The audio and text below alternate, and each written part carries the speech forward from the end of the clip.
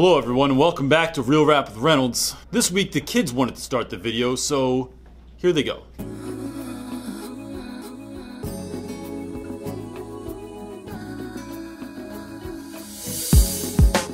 Who is someone you look up to? I look up to PNB Rock and his music. Who's somebody that you look up to? Dwayne Wade. My pop. Who do you look up to? My older brother. I look up to my older brother because he get bread. I'm trying to be like him when I get older. I don't really look up to nobody. I just do stuff on my own. Who? I guess I look up to myself. Malcolm X. What is something most people don't know about you? What is something about you that most people wouldn't know? That I'm a weirdo. It's something most people wouldn't know about you. Know about me? I play soccer. I'm Muslim. Something most people wouldn't know about you. I played football when I was 6 to when I was 8. And then you gave up? Yeah. And now you're gonna go back to till you're professional? What?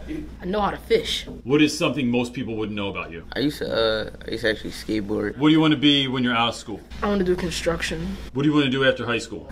Football player. After high school, I want to go to college and I do want to play basketball. I want to play professional basketball. But for my backup, I want to get my doctorate in in business, so I can like have a fallback and run my own business and have like a clothing line. So. Play ball. Like tennis?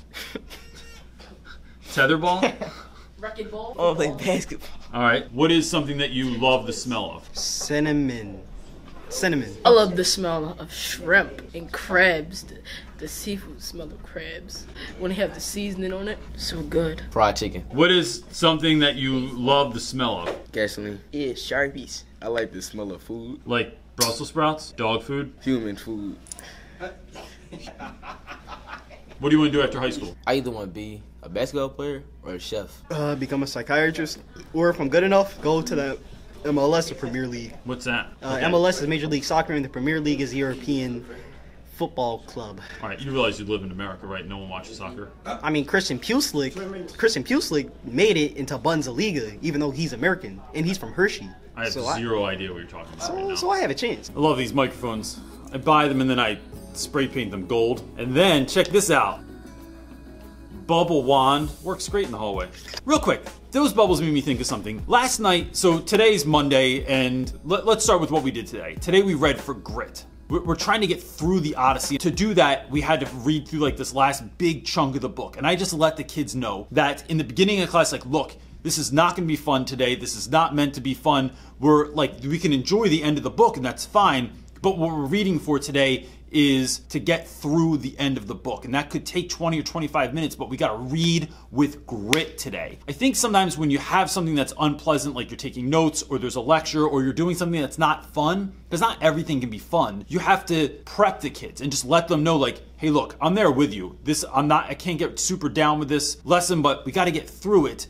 And we did. And for 4 out of 5 classes, it was really good. I had one class where a lot of kids fell asleep at night. Well, I kept poking them with an arrow. But I tried to like break it up, like play a little bit of music during certain parts I thought were funny, ask them questions about themselves. So when Odysseus is recognized because of the scar that he has on his leg, a really great journal entry, it turns out, was, hey, who has a scar and how did you get it? And then kids were sharing all kinds of stories about how they got scars. One kid who looks very tough had a scar on his hand and he told me he got stabbed. And I said, oh man, like in a fight? And he goes, no, I was trying to poke holes in a bottle so I could put lightning bugs in it. And I just thought, you should never tell anyone the second part of that story. Just let it stay being stabbed. Sounds a lot tougher. And then I even used this in class. Bought this bow and arrow set. So I was talking to the kids about how you have to string a bow and how you bend it to get the string. That's really not wide enough, is it? How you bend it to get the string on there, and then how Odysseus had to take the bow and then he was like shooting it like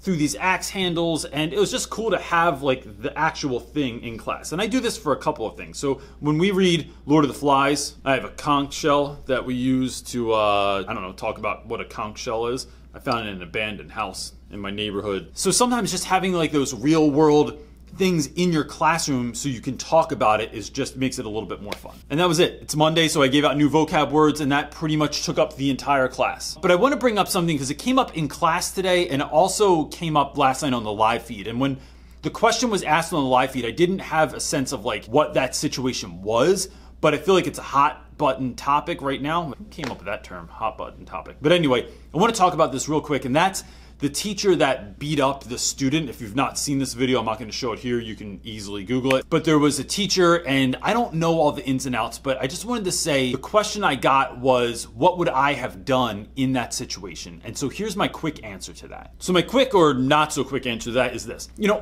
one, I wasn't there.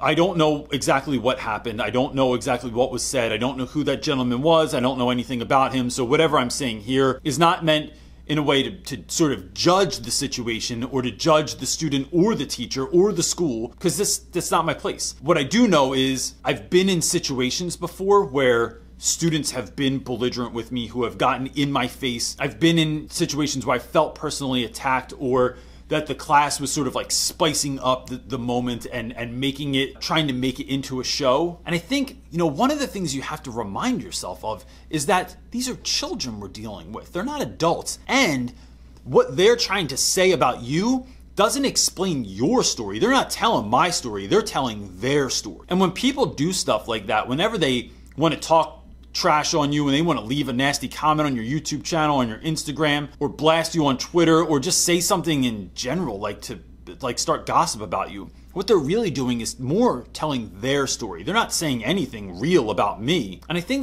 just think that's important to remember. What do you do when a kid loses it in class? And there's my wife. I'm gonna run out of time. I gotta go home and watch the kids. Let's finish this tomorrow. And we're back. It's Tuesday. Here's some kale juice. This one's for you. Call it the dream juice because it's gonna make me live long. Gives you wicked green mustaches though.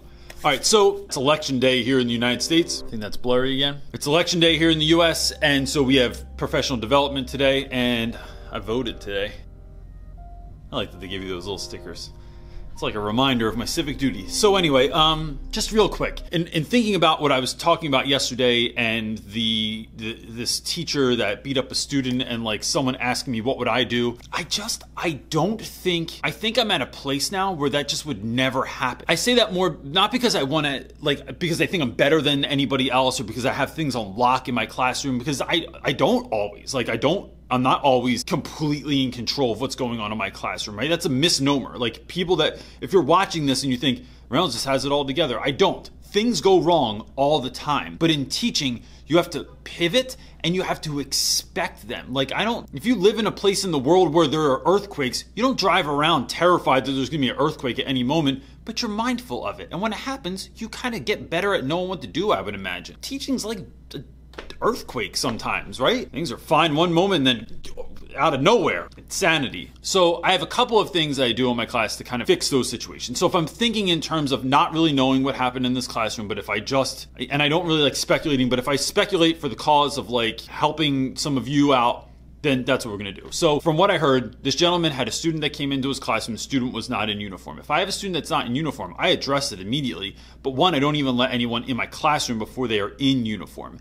And if I have to speak to them, I would never do it in front of the whole class. I'd say, hey, do me a favor. Let's step in the hallway real quick so we can have a conversation. And then have the conversation out there. Then if you have to send someone out, say, just go to the office, get yourself straightened, and if you don't come back, we'll send your stuff back to you. Like, you don't even have to come back into the room and get your things. Like, I'll have somebody come down and get you, man. Because it's a service that we provide at this school. And you just kind of turn it into like not a big deal. Sometimes teachers, we make things into a big deal that just aren't that big of a deal. Someone doesn't bring a pen to your class, don't have an argument with them about not bringing their pen. I just give them a pen. There's tons of pens on the floor every day that kids have forgotten. I collect all those pens, they go into a special drawer in my desk, and then every day when someone doesn't have a pen, sure, somebody left this in here yesterday. Bam, done. Someone needs a sheet of paper. I'm not gonna have an argument with them about why didn't you bring a sheet of paper? In the real world, you need to have a sheet of paper. Because that's not true. Because in the real world, if you forgot a pen, guess what? Somebody's gonna give you one in real life. Like, if I'm at the DMV and I forget a pen, I don't have to drive home. I just ask them for a pen. And they're not even nice people usually at the DMV. I think the other thing that I do is sometimes when kids